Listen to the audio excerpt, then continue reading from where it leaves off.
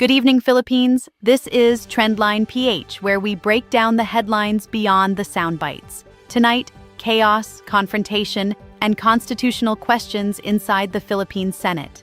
A sudden leadership shakeup shakes the upper chamber just as Vice President Sara Duterte faces impeachment. Senator Ronald Dela Rosa makes a dramatic and unexpected return to the Senate after months away, just as authorities arrive to serve a warrant tied to the ICC investigation into the Duterte drug war. Former Senator Antonio Trillanes appears at the Senate. NBI agents surround the compound.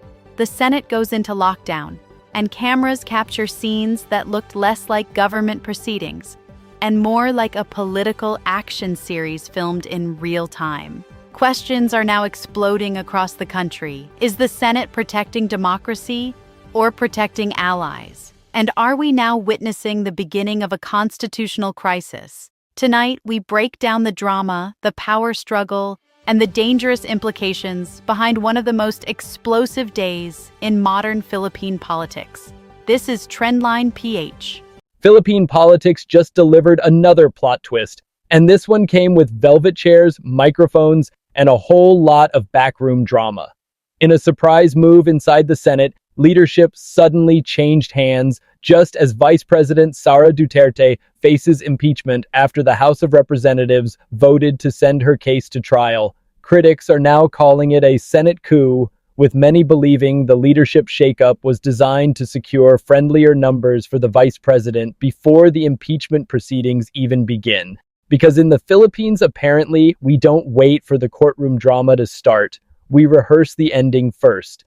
And let's be honest, the timing is so perfect, even teleserie writers are probably taking notes. With 13 votes for Senator Alan Peter Cayetano and 9 votes for Senator Tito Soto and 2 abstention, Senator Cayetano is hereby elected as the new Senate President. One day after the impeachment moves forward, suddenly the Senate musical chairs begins. Coincidence? Filipinos have learned that in politics, coincidences are usually just press conferences waiting to happen. Now here comes the part that looked straight out of an action movie with a very stressed production crew. After reportedly being absent from Senate sessions for months, Senator Ronald Bato Dela Rosa suddenly appeared inside the Senate, just in time for the leadership showdown. But why are you here, sir? Bakit po kayo napapasok today, sir? Ay, pa Senator sa Republic. Kung hindi ko papasok, ginahanap niyo ako. Di ba? Ngayon papasok ako, tatanungin niyo ako bakit ako pumapasok. But sir, may kinalaman sa pag-coup, sir, para makabuo ng numbers po? Lahat yan, trabaho ng senador. Social media users immediately asked the obvious question, wow, what excellent timing. Critics claim his return helped reinforce the votes needed for the leadership change, while supporters insist he simply came back to perform his duty. And what a dramatic return it was. Not for a committee hearing, not for inflation, not for transportation problems, but for one of the biggest political battles of the year. The Senate attendance suddenly became more exciting than NBA trade deadline day. But the real shock came when reports emerged that NBI agents arrived at the Senate compound to serve an arrest warrant tied to the ICC investigation into crimes against humanity connected to the Duterte drug war. The judges of Pretrial Chamber 1 of the International Criminal Court unsealed an arrest warrant for Ronald Dela Rosa. The arrest warrant was originally issued as secret on the 6th of November 2025.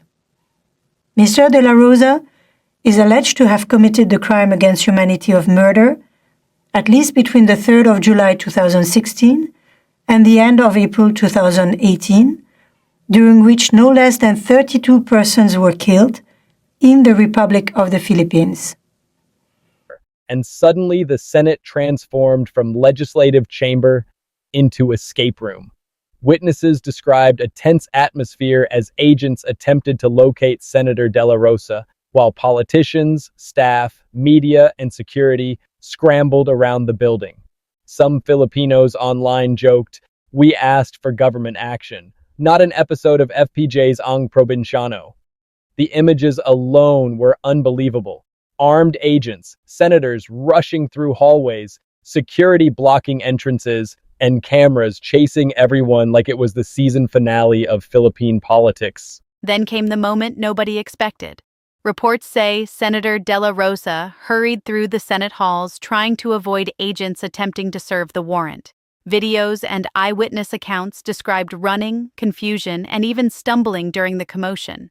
And just like that, the Senate officially became cardio day. For years, Filipinos heard politicians say they were running for the people. Yesterday, somebody was just running. Social media exploded with memes within minutes. Because nothing unites Filipinos faster than political chaos and free internet. But behind the jokes is a serious reality. This may be one of the most unprecedented confrontations between international law enforcement efforts and Philippine institutions in recent history. And because Philippine politics never believes in subtlety, former Senator Antonio Trillanes IV also appeared at the Senate during the chaos. Yes, Trillanes and Bato in the same political storyline again. ICC Warrant, to. Saan siya? Ulit siya. Antay ko siya. Mas sa pataas. So, sino kasama nila, Sir NBI? Philippine NBI.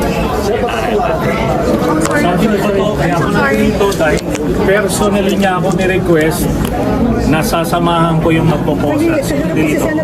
Sabi niya, sir, dapat daw kayong arestuhin. Hindi daw po siya yung dapat arestuhin. Kasi nag-request sa akin. O ICC ito. ICC arrest warrant. At this point, even Netflix would reject the script for being too unrealistic. Trillanes reportedly came to help ensure the warrant could be served, reigniting one of Philippine politics' longest-running rivalries.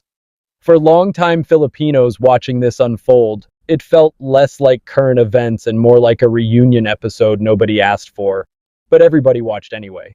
As tensions escalated, the Senate compound was reportedly placed on lockdown. Doors restricted, security tightened, agents waiting outside, politicians inside negotiating in real time. The Senate looked less like a democratic institution and more like the final level of a video game. Meanwhile, ordinary Filipinos watching online were probably wondering, can the government lock down inflation this fast too? Because while politicians battle over power, arrests, and protection orders, millions of Filipinos are still battling grocery prices. In another stunning development, Senator Dela Rosa reportedly requested protection from the new Senate leadership, and that protection was granted, meaning the senator remains inside the Senate while authorities continue waiting outside to serve the warrant. So consistent with past practices, no? Senator Bato will enjoy the protection of the law and the protection of the Senate in accordance with our rules and with Philippine laws. No? So yes, the Senate is now simultaneously a legislative chamber, a political battlefield, and apparently a temporary safe house. Critics are now questioning whether the Senate is protecting institutional independence or protecting political allies.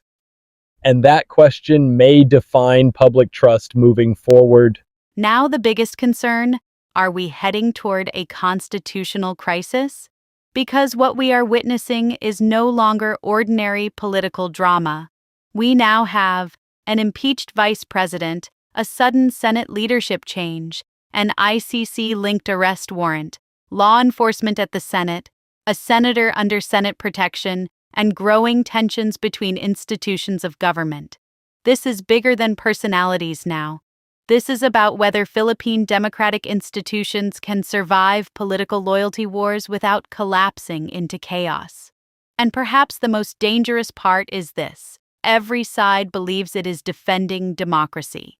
But when every institution starts fighting each other at the same time, the entire country feels the instability. One thing is certain: Philippine politics has officially entered blockbuster mode. And unfortunately for the Filipino people, tickets are not optional. And that's where we leave the story tonight. A Senate in turmoil, a nation watching closely, and a political storm that shows no signs of slowing down.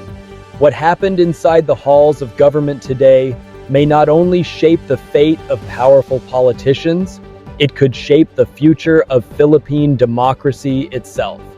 As always, amid all the drama, accusations, and political maneuvering, the most important question remains: who is truly fighting for the Filipino people?